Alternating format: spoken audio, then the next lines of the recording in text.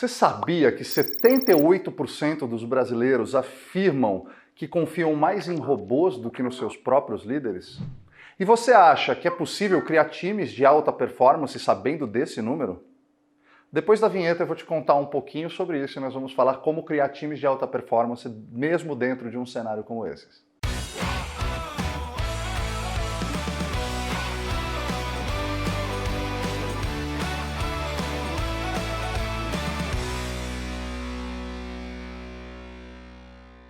Meu nome é Marcel Nobre, eu sou empreendedor, sou podcaster e um virador de chaves nato. Sempre liderei times de alta performance e meu objetivo sempre foi fazer com que meu time trabalhasse engajado, motivado, mas entregando resultados acima da média.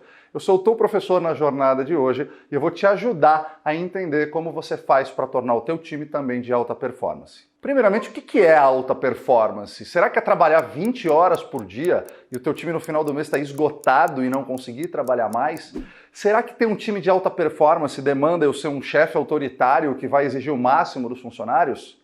Muito pelo contrário. Um time de alta performance é um time que consegue trabalhar junto, complementando as fortalezas e as fraquezas um dos outros e alcançar melhores resultados através de um trabalho em equipe, pautado muito numa comunicação, em confiança e sempre focado no mesmo objetivo.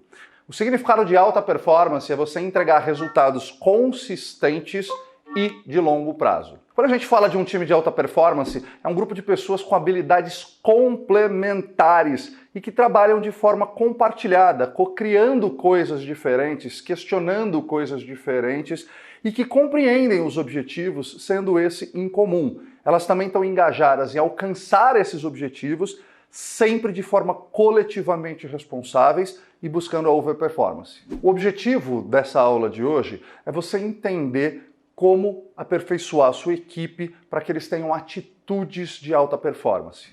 Mas tudo bem, você deve estar me perguntando, Marcel, mas como é que eu construo um time de alta performance? Primeiro eu quero te lembrar de um ditado muito interessante que diz o seguinte: se você quiser ir rápido, vá sozinho. Se você quiser ir longe, vá acompanhado. A alta performance está muito mais ligado ao trabalho de um grupo do que a resultados individuais.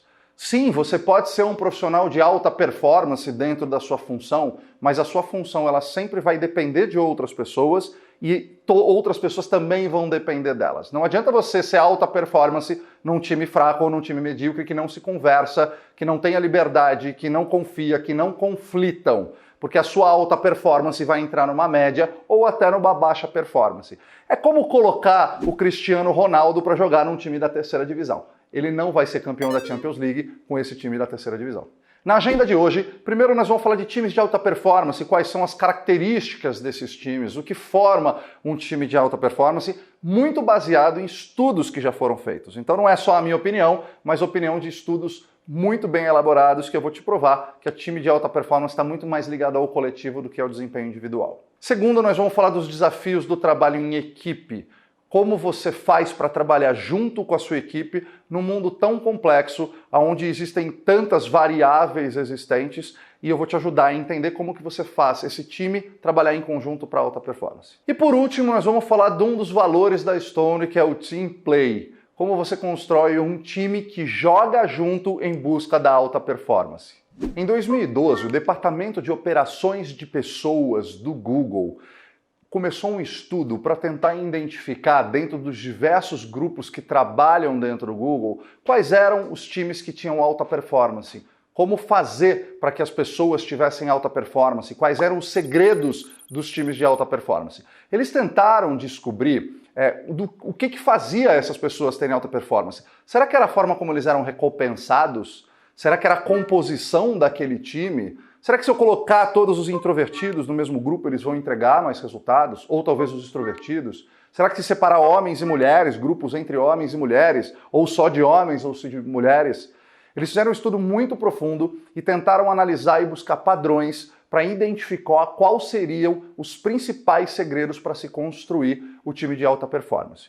Você sabe, tem ideia de qual que foi o fator principal para a construção do time de alta performance dentro do Google? Batizado de projeto Aristóteles, esse grupo tentou identificar esses padrões para tentar desvendar uma fórmula da alta performance.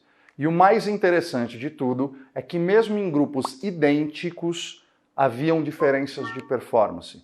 Eles não conseguiram achar pontos em comum baseado nessas evidências que eu te falei. No final, eles disseram que no Google eles eram muito bons em encontrar padrões e que nesse caso eles não conseguiram encontrar nenhum. No fim do dia, eles descobriram que não existe uma receita de bolo, não existia padrões que definissem claramente quem eram os times de alta performance ou as pessoas de alta performance. O que eles chegaram à conclusão foi que a diferença era referente às direções e o comportamento das pessoas e que eles haviam recebido. De acordo com uma pesquisa do Carnegie Mellon, MIT e Union College, direções certas podem aumentar a inteligência coletiva de um grupo. E direções erradas podem prejudicar não somente a coletividade, como performances individuais, mesmo que seja um profissional excepcional. Agora eu vou te falar de 6 formas de você dar direções certas para team players excepcionalmente brilhantes. Primeiro, possuem metas e objetivos claramente definidos. As pessoas não precisam só receber as metas delas e tudo bem. Elas precisam entender principalmente o porquê que são essas metas e claramente você precisa confirmar com ela se ela compreendeu qual que é aquela meta ou aquele objetivo e por que ela está recebendo aquela meta. Segundo, assegure que o seu time e as pessoas estejam alinhados com a liderança e com os objetivos que a empresa quer alcançar. Terceiro, assegure que o seu time receba feedbacks constantes para alinhamento dos projetos, dos caminhos que estão sendo seguidos e para correções momentâneas de posturas, comportamentos ou até de resultados alcançados. Não esqueça também de reconhecer a sua equipe quando o feedback for positivo. Quarto passo, estimule o seu time a inovar constantemente, a se desafiarem, a não se acomodarem dentro do status quo. Pessoas que são permitidas errarem, testarem coisas novas, aprenderem a inovar, se sentem mais responsáveis e sempre vão trazer coisas novas e diferentes para a tua equipe. Quinto passo, equipes de alta performance é composta por pessoas que gostam de ser desafiadas. Procure pessoas que gostem de ser desafiadas e as desafie constantemente. E o último passo, pessoas que trabalhem engajadas, com alto nível de energia, que gostam do que fazem e que trabalham intensamente naquele objetivo. Enquanto pesquisadores estudavam grupos e tentavam identificar equipes de alta performance, eles descobriram 2 principais comportamentos nessas equipes e que funcionavam muito bem em equipes de alta performance. Primeiro, momentos de conversas. Nos times de alta performance, ele percebeu que durante um período ou durante um dia, a equipe conversava muito, eles tinham diversos momentos de conversas, aonde as pessoas tinham momentos muito semelhantes de tempo de fala. Então, ao longo do dia, por mais que uma pessoa falasse mais num momento e outra no outro, ele descobriu que times de alta performance, as pessoas ao longo do dia ou ao longo do projeto, do período, tinham momentos de falas muito parecidos, porque as pessoas gostavam tanto de colocar suas ideias, mas também de ouvir os colegas e assim co-criarem junto novas soluções. Um outro comportamento observado pelos pesquisadores era que os integrantes do grupo tinham uma grande empatia com o time. Ele percebeu ao longo do tempo que as pessoas se preocupavam como os outros estavam se sentindo, de acordo com o seu tom de voz, de acordo com o que se tinha falado, conseguia reparar quando as pessoas estavam tristes ou quando elas estavam empolgadas com o projeto. Então esses 2 comportamentos foram observados por pesquisadores ao longo do tempo em equipes de alta performance. Você consegue reparar que isso está muito mais relacionado a people skills do que a horas trabalhadas, ou ao tipo de gestão, ou à diversidade que estava sendo trabalhado naquele momento?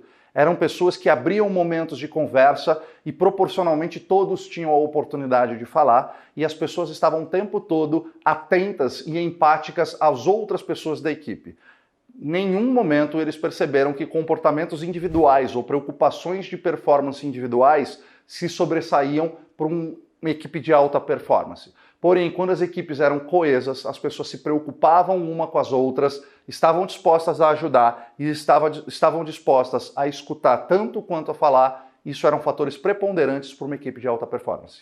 De acordo com o estudo da Collaborative Overload da Harvard Business Review, o tempo gasto por gerentes e funcionários em atividades colaborativas aumentou 50% nas últimas 2 décadas. Em muitas empresas, alguns funcionários relatam que 75% do seu tempo é gasto entre comunicação com funcionários, líderes ou subordinados. Agora eu te convido para um primeiro mão na massa. Você vai fazer o download do checklist de alta performance que vai estar aqui na trilha da Estuda, e aí você vai descobrir como anda o relacionamento e a colaboração da sua equipe. Então eu vou te convidar a pausar esse vídeo agora, você faz um download desse checklist, preenche ele e você vai entender como é que está o relacionamento e a colaboração da sua equipe. Topa? E aí, conseguiu fazer o checklist? Como que está a sua equipe com relação a relacionamento e colaboração? Bom, você deve ter feito esse teste e deve ter percebido as notas que você tirou em cada uma dos 5 desafios. Ausência de confiança, medo do conflito, falta de comprometimento, falta de responsabilidade, falta de atenção aos resultados.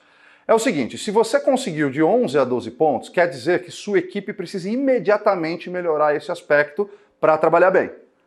Se foi de 8 a 10 pontos naquele indicador, esse desafio tem grande impacto no desafio da sua equipe. De 5 a 7 pontos, esse desafio pode eventualmente ser um causador de problemas na sua equipe, portanto, atenção.